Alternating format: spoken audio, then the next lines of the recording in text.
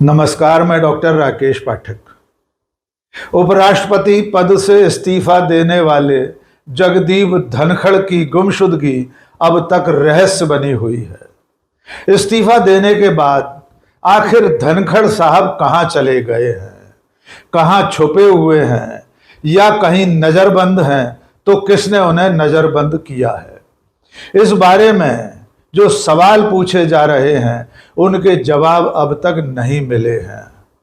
और इस बीच में एक नई पहेली सामने आन खड़ी हुई है, और ये पहेली है जगदीप धनखड़ के इस्तीफे को लेकर।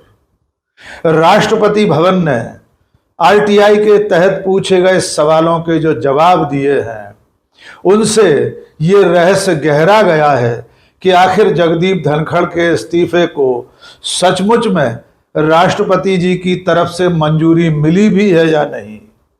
क्या जगदीप धनखड़ राष्ट्रपति से बिना मिले ही अपने पद से मुक्त हो गए? उनका इस्तीफा बिना राष्ट्रपति भवन गए, बिना राष्ट्रपति के समक्ष त्यागपत्र रखे उन्हें पद से मुक्त कर दिया गया। आइए इस पूरी नई पहेली को एक बार समझने की कोशिश करते हैं। अमरावती महाराष्ट्र के रहने वाले एक आरटीआई एक्टिविस्ट हैं, नाम है अजय वासुदेव बोस। अजय ने कुछ दिनों पहले राष्ट्रपति सचिवालय में 2 सवाल आरटीआई के जरिए पूछे। उन्होंने राष्ट्रपति भवन से पूछा था कि 21 जुलाई 2025 को तत्कालीन उपराष्ट्रपति जगदीप धनखड़ ने किस दिन किस समय राष्ट्रपति से मिलने के लिए समय मांगा था।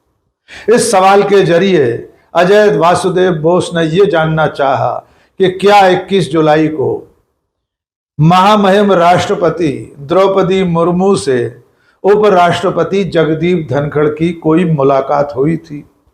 क्या राष्ट्रपति भवन ने उन्हें मिलने का कोई समय दिया था? इसके बाद जो दूसरा सवाल अजय बोस ने पूछा है उसमें राष्ट्रपति भवन से यह जानना चाहा है कि महामहिम राष्ट्रपति ने जगदीप धनखड़ का त्याग पत्र किस तारीख को और कितने बजे मंजूर किया।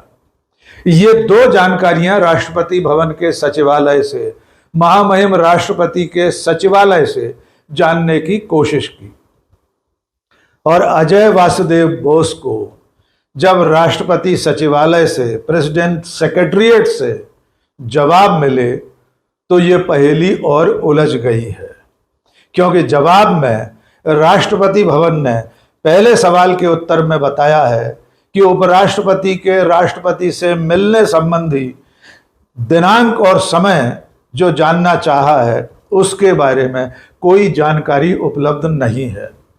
यानी राष्ट्रपति भवन ने लिखकर दे दिया कि उसे नहीं पता उपराष्ट्रपति ने राष्ट्रपति से मिलने का समय मांगा भी था या नहीं, कोई जानकारी उपलब्ध नहीं।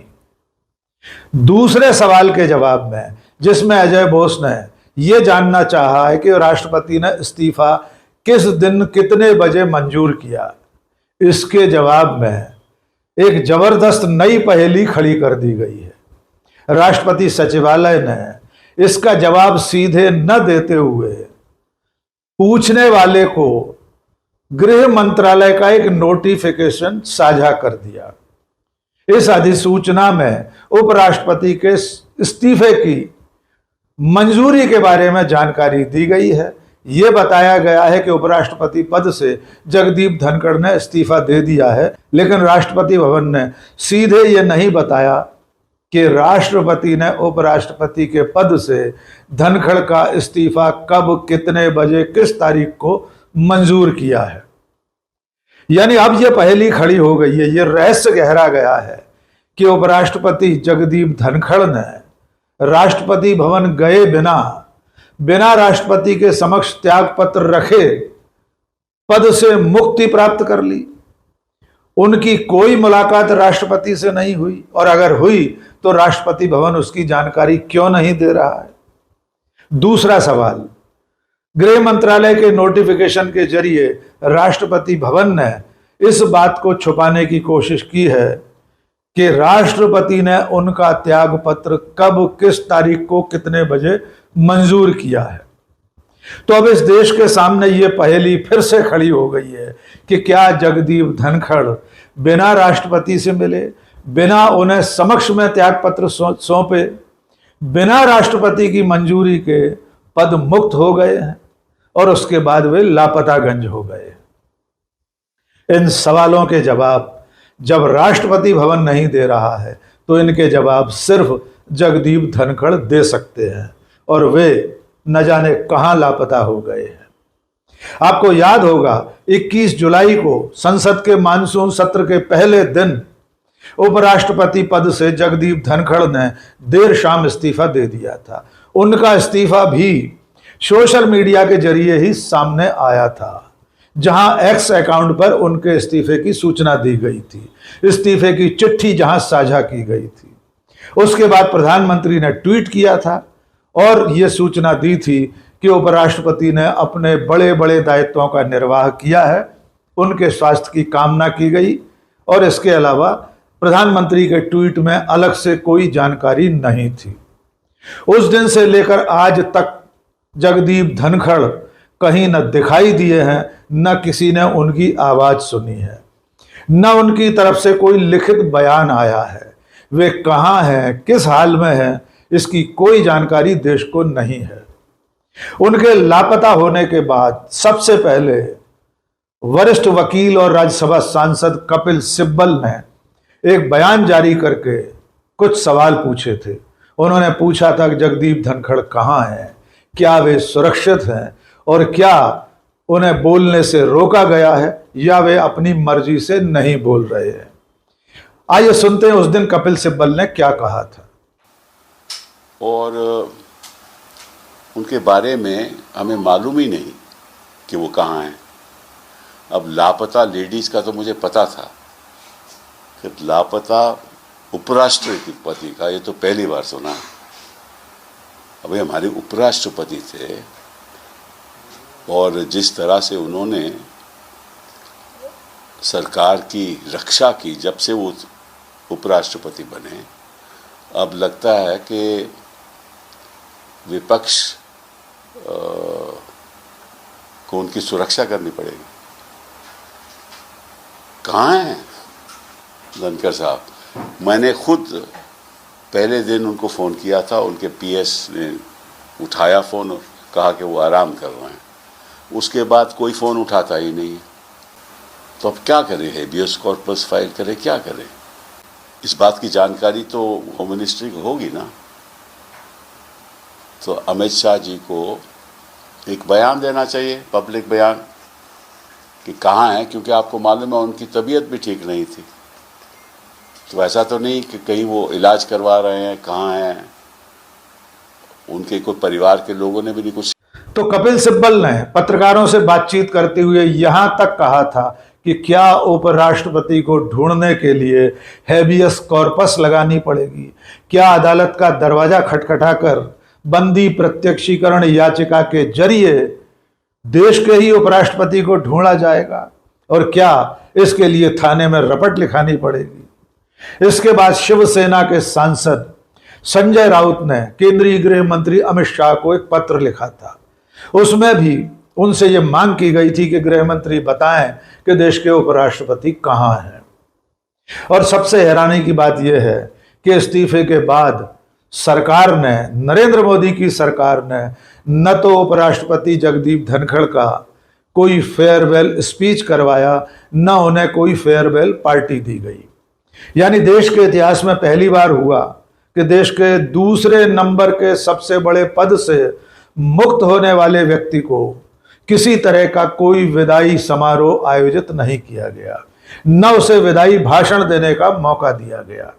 इसके अलावा प्रधानमंत्री के उस औपचारिक ट्वीट के अलावा आज तक भारतीय जनता पार्टी और मोदी सरकार के किसी व्यक्ति ने जगदीप धनखड़ की कुशल क्षेम के लिए, उनके स्वास्थ्य के लिए, उनकी तबीयत के लिए कोई चिंता जताई है, जबकि उन्होंने अपने त्याग पत्र में पहली ही लाइन में यह लिखा था कि वे स्वास्थ्य कारणों से और डॉक्टरों की सलाह पर इस्तीफा दे रहे हैं। फिर भी मोदी सरकार उनकी सेहत को लेकर चिंतित नहीं है।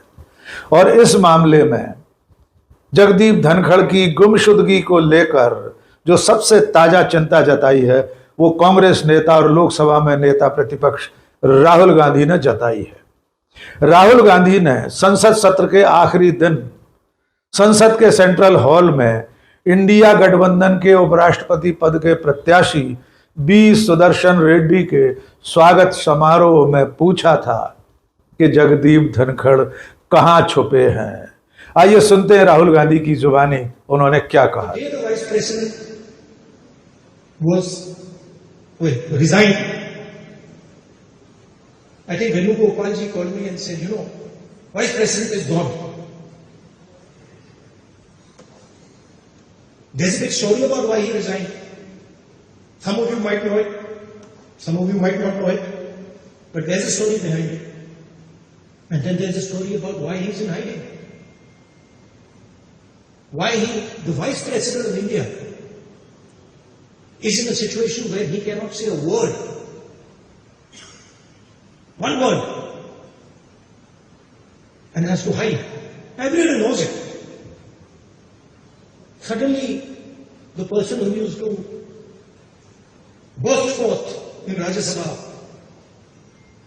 is gone silent, completely silent. So this is the times we are living in. तो राहुल गांधी कह रहे हैं कि हम एक ऐसे दौर में पहुंच गए हैं जहां उपराष्ट्रपति के पद पर बैठा व्यक्ति भी एक शब्द नहीं बोल पा रहा। बार बार दोहराते हुए राहुल गांधी ने कहा था कि जगदीप धनखड़ एक शब्द नहीं बोल पा रहे हैं। और अब आरटीआई के जरिए पूछे गए सवालों के जवाब में राष्ट्रपति सचिवालय ने जो उत्तर दिए हैं वो एक नई पहेली खड़ा करने वाले हैं कि क्या जगदीप धनखड़ ने राष्ट्रपति को इस्तीफा दिए बिना अपने पद से मुक्ति पा ली है।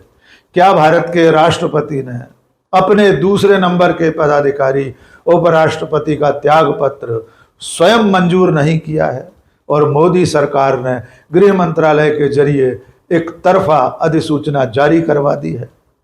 देखना होगा इन सवालों के, इन पहेलियों के जवाब कब मिलते हैं और शायद इनके जवाब तब ही मिल पाएंगे जब खुद जगदीप धनखड़ सामने आएंगे और इस वक्त तो वे न जाने कहां छुपे हुए हैं। आज के इस वीडियो में बस इतना ही। बहुत बहुत शुक्रिया। जय हिंद।